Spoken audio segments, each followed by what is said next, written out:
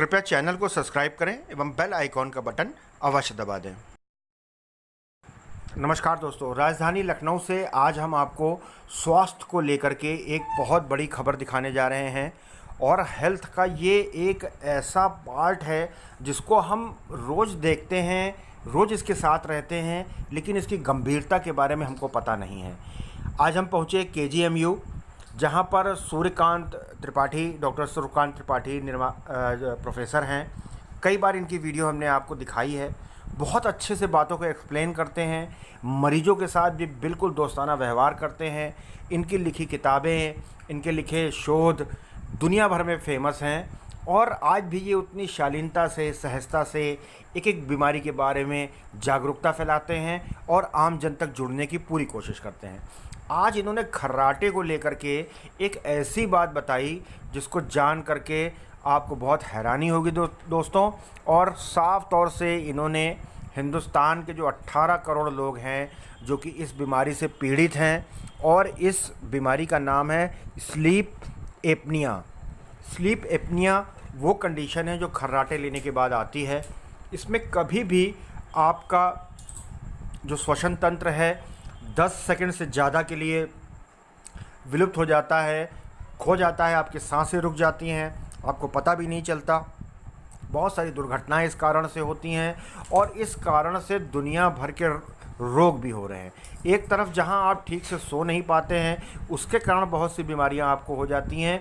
वहीं खर्राटों से आगे चल के जो इसका बड़ा स्टेप है वो है स्लीप एपनिया।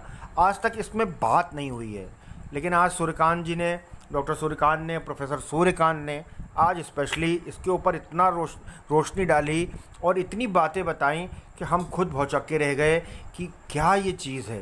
हालांकि खर्राटे के ऊपर खुद डॉक्टर सूर्यकांत किताब लिख चुके हैं, हिंदी संस्थान में ने ये किताब छापी है, हिंदी संस्थान में अवेलेबल है। तो आइए देखते हैं ये स्लीप एपनिया क्या है और क्यों। 30 वर्ष से ऊपर 40% लोग ऐसे हैं जिनको खर्राटे आते हैं। उनमें से 4% लोग ऐसे हैं जिनको ये बीमारी होती है जिस पे आज हम बात कर रहे हैं। उसका नाम है ऑब्स्ट्रक्टिव स्लीप एपनिया। अगर कन्वर्ट करें तो ये आता है लगभग 18 करोड़। तो हमारे देश में लगभग 18 करोड़ लोग ये ऑब्स्ट्रक्टिव स्लीप एपनिया नाम की बीमारी से पीड़ित हैं।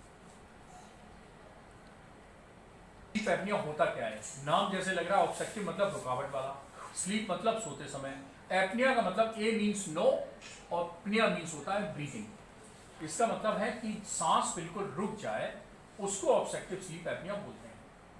सांस बिल्कुल रुक जाए मतलब जैसे हम सांस लेते हैं तो हम नाक से सांस लेते हैं, नाक से सांस लेते हैं और फेफड़े तक पहुंचने के लिए बीच में गला है। गले के चारों तरफ जिनके फैट ज़्यादा होगा या नाक की हड्डी टेढ़ी होगी, अभी हम और कारण बताएंगे, या उनकी मसल्स जो है वो ढीली पड़ गई, उनकी टोन कम हो गई है, तो क्या होगा कि सोते समय हमारी जितनी मांसपेशियां वो सब रिलैक्स करती हैं। हमारी गले की मांसपेशियां भी रिलैक्स करती हैं। तो आपने देखा हो जिस दिन आपको जुकाम हो, छींके हो, नाक बंद हो, उस दिन हम लोग को भी थोड़े बहुत खर्राटे आ जाते हैं, आपने देखा होगा। लेकिन जो ज़्यादा या जिसकी थोड़ी जो है वो बहुत अंदर है, गर्दन बिल्कुल छोटी है, आपने कुछ देखा होगा जैसे गर्दन है ही नहीं लोगों की, आप देखिए उनकी गर्दन तो है ही नहीं। जिनका कॉलर साइज पुरुषों में 17 इंच से ज़्यादा है या महिलाओं में 16 इंच से ज़्यादा है, इसको कॉलर साइज, जैसे 17 नंबर को अगर हम कन्वर्ट करें तो 42 साइज आता है। जैसे शर्ट आप लोग लेते हैं तो यूजुअली 40 की लेते हैं, 38 की लेते हैं, 42 लेते हैं, ज़्यादातर लोगों का यही साइज होता है। लेकिन कई मोटे लोगों का आपने देखा होगा 42 से ज़्यादा साइज होता है। तो उनका क्या है, उनका फैट ज़्यादा है नेक में। तो क्या होता है कि सांस का मार्ग, ये रुकावट आ जाती है इसमें।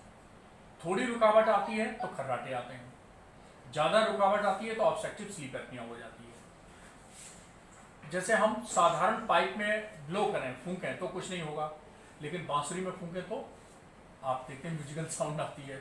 तो हमारा जो अपर एयर वे है वो बांसुरी की तरह, it's working like a flute, बांसुरी की तरह व्यवहार करने लगता है, उसलिए आवाज़ आने लगती है, खर्राटे आने लगते हैं। और जब ये पूरी तरह से कोलैप्स कर जाता है तो उसको बोलते हैं एपनिया, मतलब एकदम सांस बंद। और 10 या 10 सेकंड के लिए जब सांसें बंद हो जाती है तो इसको हम बोलते हैं ऑब्स्ट्रक्टिव स्लीप एपनिया का एपिसोड। रास्ता बंद हो जाता है तो कैसा दिखता है मैं आपको दिखाता हूँ। जैसे बताया 30 वर्ष से ऊपर 40% लोग ऐसे हैं जो खर्राटे लेते हैं, लेकिन उनमें से 4% ऐसे हैं जिनको ये बीमारी है। तो खर्राटे शुरुआत है। खर्राटे जैसे ही आपने लेना शुरू किया अपनी लाइफ में, तो समझ लीजिए आगे बीमारियां आने वाली हैं। ये उनकी बीमारी की घंटी है। सांस यहाँ से जाती है और यहाँ से सीधे चली जाती है, नाक के पिछवाड़े से होते हुए। अब स्नोरिंग में क्या होता है, ये देखिए, ये रास्ता मसल जो है नीचे आ गई, टंग पीछे आ गई, तो ये रास्ता सकरा हो गया। आपने पहले देखा ये रास्ता नॉर्मल था, और फिर ये देखिए रास्ता सकरा हो गया। और इसीलिए इसको कहा जाता है, 3 चित्र आप ये देखिए, इसमें सांस पूरी तरह जा रही है, इसमें ये रास्ता सकरा हो गया, इसमें रास्ता बिल्कुल सकरा हो गया। यही ऑब्स्ट्रक्टिव स्लीप एपनिया है, यही ऑब्स्ट्रक्टिव स्लीप एपनिया है। कमी रही, वो सब सेल्स डेड होने लगती है, कुछ बीमार होने लगती है। उदाहरण के तौर पे पैंक्रियाज में ऑक्सीजन की कमी हो गई तो बीटा सेल्स मरी, तो इंसुलिन कम हुआ तो डायबिटीज हो गई। खून की नसों की ऑक्सीजन सप्लाई कम हुई, ब्लड प्रेशर हो गया। हार्ट की ऑक्सीजन कम हुई तो हार्ट अटैक हो गया। ब्रेन की कम हुई, स्ट्रोक हो गया, फालिज मार गया। तो इसीलिए इससे डायबिटीज का खतरा ज्यादा है, ब्लड प्रेशर का खतरा ज्यादा है, स्ट्रोक यानी फालिज होने का खतरा ज्यादा है, और डायबिटीज होने का खतरा ज्यादा है। अब सबसे बड़ी समस्या क्या है कि जब रात भर आप सोते नहीं है या बीच बीच में उठते हैं, तो होता क्या है, खर्राटे आ रहे हैं। किसी वाइफ से जब हम पूछते हैं कि भाई इनको खर्राटे आते हैं, और क्या होता है कि सब रात में खूब आवाज आती है, खर्राटे आती है, अचानक एकदम बंद हो जाती है। वो स्थिति होती है जब पूरी तरह से बंद हो चुकी होगी। तो बांसुरी में बिल्कुल पूरी तरह से रास्ता बंद हो जाए तो आवाज नहीं आएगी, तो उस समय एपनिया हो जाती है, पूरी complete apnoea, complete cessation of breathing. उस समय अराउजल, आदमी छटपटाता है ऑक्सीजन के लिए, तो ये कहते हैं फिर साहब पसीना आता है, इनको छटपटाते हैं, उठ जाते हैं, तो वो अराउजल कहते हैं। और जितने बार ये ऐसा जो गंभीर ऑब्स्ट्रक्टिव स्लीप एपनिया के मरीज हैं, वो रात में 100 बार तक उनको अराउजल हो सकता है, 100 बार तक। और 3 मिनट से ज्यादा के लिए अगर ये सांस बंद हो जाए तो ब्रेन डेड हो जाता है, मृत्यु भी हो सकती है, अभी जो आप पूछ रहे। तो आपने देखा, मैं उदाहरण नहीं दूंगा, यहाँ के बहुत नामी ग्रामी आदमी थे और सुबह उनकी मृत्यु हो गई। आप बाद में लोगों ने सुन, न्यूज आई कि वो फलाने साहब मर गए। मैं आपको बता दूं, उनको ऑब्स्ट्रक्टिव स्लीप एपनिया थी, अलग बात है, पता नहीं उन्होंने कोई इलाज कराया कि नहीं कराया। सोते बीमारी थी, सोते मौसम के साथ फिर खुल गई, रात पर यही चक्कर चलता रहा। सुबह उठे सिर दर्द, चिड़चिड़ापन, कंसंट्रेशन नहीं बनना, ब्लड प्रेशर न पाया तो ब्लड प्रेशर बढ़ गया। अब आप कार में बैठे कहीं जाने के लिए, जैसे ही ड्राइवर ने गाड़ी बढ़ाई आप सो गए। अब वो नींद का जो बैकलॉग है, वो दिन भर कोशिश होती है कि नींद किसी तरह पूरी की जाए। तो आपने देखा कई बार होते हैं मोटे नाम ना, आपने सोफे बिठाला, कहा अभी आइए हम अभी आते हैं, आप बैठिए जरा, लौट के आए तो खर्राटे मार के सो रहे हैं। तो उनको, इसको हम क्या कहते हैं, इसको कहते हैं ईडीएस। ईडीएस क्या है, एक्सेसिव डे टाइम स्लीपीनेस, दिन भर ज्यादा नींद आना। लोग ताज्जुब हो जाते, मानते हैं कि यार तुम रात में सोने को नहीं मिलता क्या, दिन भर बैठे सोते रहते हो। कई लोग दुकान में बैठे सोते रहते हैं, की जो मन है वो एकदम रहता ही नहीं है, लिमिटों खत्म हो जाती है। ये भी एक कारण है। क्यों? क्योंकि टेस्टिस में ऑक्सीजन कम सप्लाई कम हुई, स्पर्मेटोजेनेसिस कम हुई, हार्मोन कम निकले, और अभी भी इस पर रिसर्च चल रही है, और पता नहीं कौन कौन से अंगों पे क्या क्या है, जहां की ऑक्सीजन कमी होगी वहां पे। इसलिए ये दर्द, ये फटीग, ये वो, कमजोरी, थकान, चिड़चिड़ापन, दिन भर पूरी लाइफ खत्म हो जाती है। स्लीप स्टडी, अच्छा, स्लीप स्टडी है ना, memory loss problem, stroke, increase traffic accident, ये सब मैंने बता दिया आपको।